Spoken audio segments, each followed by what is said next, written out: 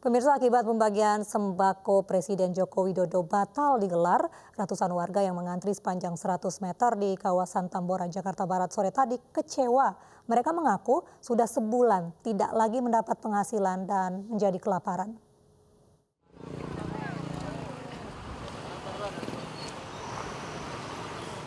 Ratusan warga mengikuti aturan polisi untuk berbaris menjaga jarak di Jalan Latu Menteng, Tambora, Jakarta Barat. Para pengemudi ojek daring ini turut serta mengantri.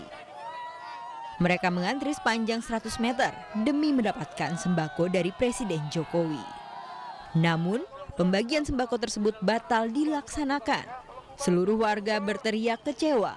Mereka mengaku sudah sebulan tak lagi mendapat penghasilan dan kelaparan.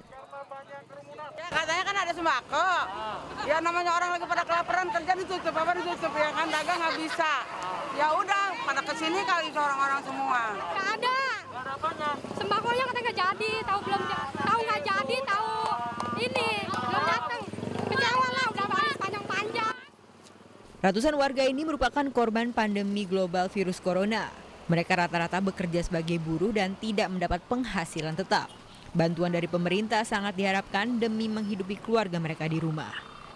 Dari Jakarta, Miftahul Gani, iNews melaporkan. Di masa penerapan PSBB, suasana pasar tradisional terpantau sepi pembeli. Padahal biasanya jelang Ramadan, warga mulai meramaikan pasar tradisional untuk membeli bahan kebutuhan pokok.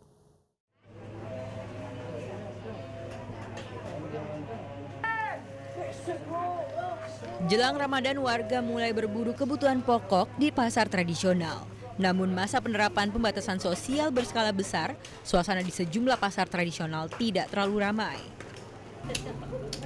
Salah satunya di Pasar Tebet, Jakarta Selatan, di mana sejumlah pembeli dan pedagang mematuhi aturan PSBB dengan menggunakan masker.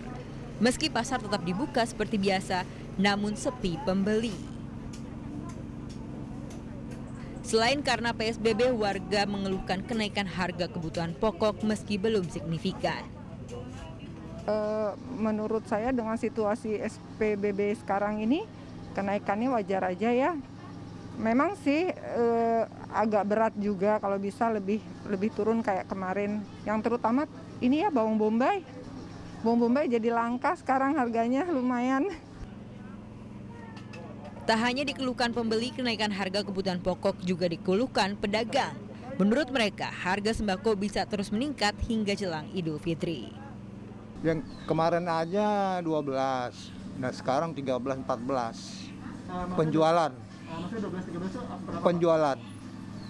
Ada dari 12 penjualan sampai sekarang 13-14. Kenaikannya berkisar berapa, Pak? Bangsa 20.000 sekilo. Ya. Oke. Nah, itu kenaikannya diperkirakan karena apa sih, Pak, kalau boleh tahu, Pak? Itu emang dari sananya, emang bukannya dari pedagang, dari bosnya di atas. Presiden Joko Widodo meminta jajarannya memastikan tidak ada kelangkaan bahan pokok di pasar untuk menjaga kestabilan harga bahan pokok terutama saat bulan Ramadan. Dari Jakarta, Chandra Irawan, Syahrul Romadoni, dan Eri Nugraha, iNews melaporkan. Gubernur DKI Jakarta Anies Baswedan resmi memperpanjang PSBB di ibu kota hingga 22 Mei mendatang. PSBB kedua ini diharapkan bisa mempercepat penanganan virus corona.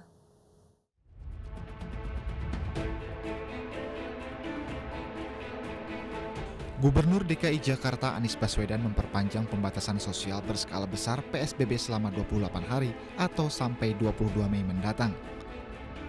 Menurut Gubernur, keputusan ini diambil setelah berdiskusi dengan beberapa ahli dari epidemiologi dan kesehatan.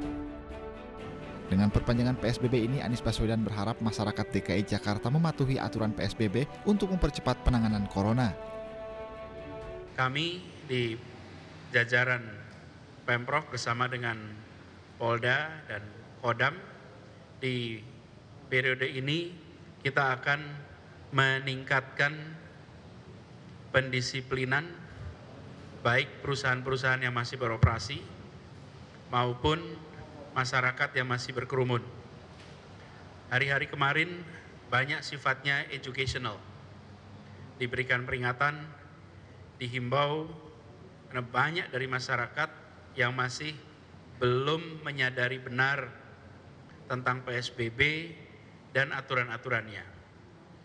Ke depan, fase himbauan, fase educational sudah selesai, sekarang adalah fase penegakan.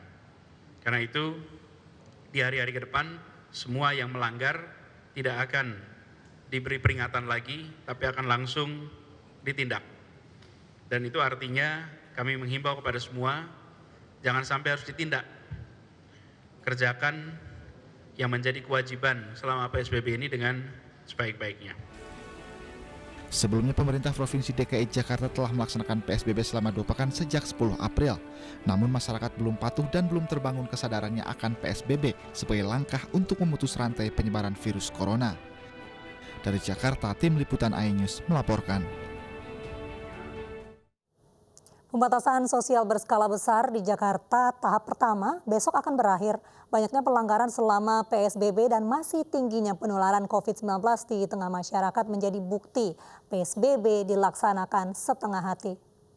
Jadi PSBB ini akan berlaku hari Jumat tanggal 10 pukul 00. Pembatasan sosial berskala besar DKI Jakarta telah berjalan 13 hari. Namun langkah untuk mengurangi penyebaran virus corona di ibu kota ternyata belum optimal. Angka pelanggaran aturan PSBB yang tinggi menunjukkan masyarakat belum mengindahkan berbagai himbauan pemerintah provinsi, mulai dari tinggal di rumah, menjaga jarak saat berpergian, dan penggunaan masker. Tercatat 19.000 pelanggaran terjadi, seperti rendahnya kesadaran warga memakai masker, pembatasan jumlah dan jarak duduk antar penumpang dalam kendaraan. Petugas pun hanya memberikan sanksi teguran sehingga tidak ada efek jera. Pelanggaran di ruas tol juga terjadi. Dalam pekan pertama PSBB Jakarta, tercatat ada 1.549 pelanggaran. Pelanggaran didominasi pengendara yang tidak pakai masker serta tidak menaati pembatasan jumlah penumpang. Pembatasan operasional sejumlah perusahaan yang tidak masuk dalam 8 industri yang diperbolehkan beroperasi ternyata juga tidak diindahkan. Disnaker Trans DKI Jakarta mencatat 34 perusahaan masih beroperasi saat PSBB. Perusahaan ini pun ditutup. Sementara ditemukan ratusan perusahaan yang gagal menjalankan protokol kesehatan sehingga harus mendapat peringatan. Bahkan angka pasien positif corona di ibu kota yang diharapkan bisa ditekan dengan pelaksanaan PSBB ternyata tidak optimal. Laju penularan corona masih tinggi. Setiap harinya lebih dari 100 pasien positif corona bertambah di ibu kota dengan angka kematian tertinggi di Indonesia.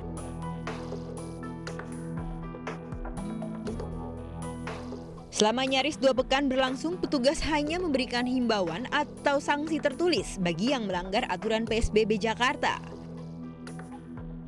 Padahal sebelum penerapan PSBB, Gubernur DKI Jakarta sempat menyatakan adanya sanksi tegas bagi pelanggar aturan PSBB yang tertuang dalam pasal 93 Undang-Undang Nomor 6 Tahun 2018 terkait karantina kesehatan. Bagi yang melanggar aturan PSBB disanksi pidana 1 tahun dan denda 100 juta rupiah. Seharusnya aturan ini bisa dilaksanakan dalam perpanjangan 28 hari PSBB Ibu Kota yang dimulai pada 24 April mendatang untuk menekan angka penyebaran virus corona. Tim Liputan iNews melaporkan. Hadapi pandemi COVID-19 di Indonesia, Presiden Joko Widodo melakukan sejumlah mitigasi di berbagai sektor. Salah satunya pada sektor ekonomi yang paling terdampak akibat terjadinya pandemi virus corona. Presiden Joko Widodo melakukan rapat terbatas yang membahas lanjutan mitigasi dampak COVID-19 pada sektor real. Salah satunya yang menjadi sorotan Jokowi adalah bagaimana memberikan stimulus ekonomi yang menyentuh sektor real yang paling terdampak akibat terjadinya pandemi virus corona atau COVID-19. Presiden Jokowi menilai sektor real merupakan salah satu sektor yang paling terpengaruh dari adanya pandemi ini. Kendati demikian, Presiden Jokowi merencanakan adanya stimulus untuk membantu pertahanan sektor ini. Oleh sebab itu, di diperlukan penyelamatan, diperlukan stimulus ekonomi yang menyentuh sektor-sektor yang paling terdampak. Nah, sektor real ini menyerap banyak tenaga kerja. Menko Perekonomian Erlangga Hartarto menjelaskan dalam ratasnya bersama Presiden Joko Widodo bahwa telah diputuskan perluasan sektor dan adanya penambahan pada sektor kesehatan terkait pembebasan bea masuk cairan sanitizer, obat dan vitamin, dan peralatan medis serta APD. Sementara Menteri Keuangan Sri Mulyani juga menjelaskan lebih jauh terkait hasil ratas bersama Presiden Joko Widodo. Pasalnya, Presiden, Menko Perekonomian, serta Menteri Keuangan ditugaskan untuk memulihkan perekonomian terutama pada usaha kecil. Yang UMKM di mana pajaknya ditanggung pemerintah sehingga mereka tidak membayar pajak yang 0,5% itu selama 6 bulan. Pajaknya ditanggung pemerintah. Itu akan menjadi tambahan stimulus bagi UMKM. Ini nanti kita akan atur di dalam peraturan yang baru. Kemudian Bapak Presiden juga telah menugaskan kepada Pak Menko dan kami untuk melakukan pemulihan ekonomi dan memberikan support kepada sektor ekonomi yang terpukul akibat COVID ini, terutama untuk usaha menengah kecil. Presiden Jokowi juga menegaskan untuk juga menjangkau hingga usaha mikro dan informal. Dengan keputusan ini, Jokowi berharap para pelaku sektor real ini dapat bertahan dengan menghadapi pandemi COVID-19. Dari Jakarta, Tim Liputan iNews melaporkan. Kasus positif corona di Indonesia terus meningkat. Berdasarkan data dari Satuan Gugus Tugas Percepatan Penanganan COVID-19, per hari ini tercatat 7.418 pasien positif, 913 sembuh, dan 635 meninggal dunia. Kinerja data sampai dengan pukul 12.00 pada hari ini adalah sebagai berikut. Laboratorium yang saat ini bisa menjalankan pemeriksaan secara utuh bertahan adalah 38 laboratorium. Beberapa laboratorium akan segera ditambahkan, begitu reagen yang harus kita datangkan dari negara lain sudah bisa kita terima hari ini. Spesimen yang kita periksa jumlahnya sudah mencapai 55.000 lebih. Jumlah kasus yang kita periksa sudah mencapai 47.000 orang lebih. Hasil positif sampai dengan hari ini adalah 7.418 orang. Ini adalah positif terkonfirmasi dengan menggunakan real-time PCR. Hasil negatif adalah 39.943 orang. Pemantauan yang kita lakukan terhadap pasien ODP adalah sebanyak akumulasinya 193.571 orang. Sebagian besar dari pemantauan ODP ini sudah selesai. PDP 17.754 orang yang saat ini kita rawat dan menunggu hasil konfirmasi laboratorium PCR yang real time. Konfirmasi kasus COVID-19 7.418 orang. Kasus sembuh 913 orang. Kasus yang meninggal 635 orang. Seluruh provinsi sudah terdampak. 263 kabupaten kota juga terdampak. Sebaran pasien sembuh yang terbanyak adalah di Jakarta, 322 orang, Jawa Timur 101 orang, Sulawesi Selatan 75 orang, Jawa Barat 79 orang, Jawa Tengah 54 orang. Keseluruhan akumulasi di 34 provinsi adalah 913 pasien. Secara rinci penambahan kasus pada hari ini untuk konfirmasi positif sebanyak 283, sehingga jumlahnya menjadi 7.418.